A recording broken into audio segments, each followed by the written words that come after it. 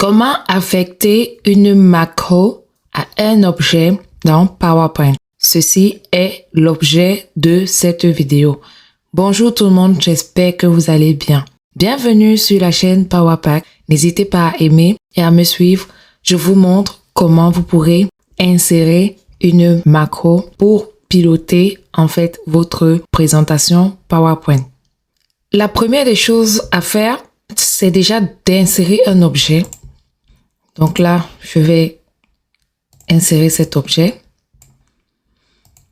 Ensuite, la deuxième, c'est de se rassurer qu'on a une macro. Pour se rassurer qu'on a une macro, on va dans Développeur. Ensuite, dans Visual Basic. Et là, on a une macro. Donc, cette macro est créée. Même si elle est vide, elle est créée. Donc, on voit là qu'on a une macro module qui s'appelle Tuto PowerPack. On a notre macro. On va venir maintenant sur l'objet. On fait insertion. Dans Excel, généralement, on fait un clic droit sur l'objet et on va chercher affecter une macro. Mais ça ne marche pas comme ça dans PowerPoint. Dans PowerPoint, il faut aller dans Insertion et ensuite ici dans le panneau Lien, vous avez le bouton Action. Dans Action, on clique. Ensuite, on a ici Action suite à un clic, aucune.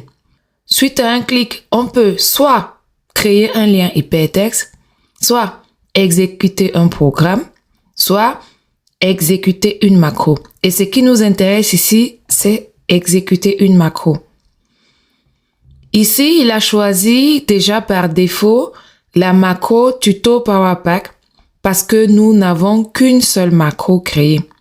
Si on a plusieurs, il suffira d'aller là et de choisir dans la liste ce qui nous intéresse.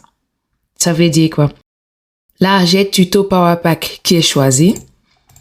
Si, imaginons que là, je crée un autre module. Dans le module, je vais faire un subtest. Ça, c'est ma deuxième macro. Je peux même renommer ça ici. Macro 2. Ensuite, j'enregistre. Je ferme. Je vais ici sur cet objet parce que la photo est aussi considérée comme un objet. Ensuite, je pars dans Insertion, Action, Exécuter une macro. Et vous voyez, là, j'ai 2. Et je peux choisir de mettre pour cet objet la macro Test. Voilà, je m'arrête ici parce que c'est la fin. Je vous ai montré comment exécuter une macro dans PowerPoint. Pour ce faire, vous allez dans Insertion et ensuite vous cliquez sur Action. Vous faites activer le bouton Exécuter une macro. Vous activez le bouton Exécuter une macro. Vous faites le choix et le tour est joué. Voilà, j'espère que tu as trouvé la réponse à ta question. N'hésite pas à laisser un commentaire. Aime la vidéo, partage, abonne-toi et surtout reviens très vite sur la chaîne PowerPack pour plus de vidéos. Reste en santé et je te dis à très bientôt.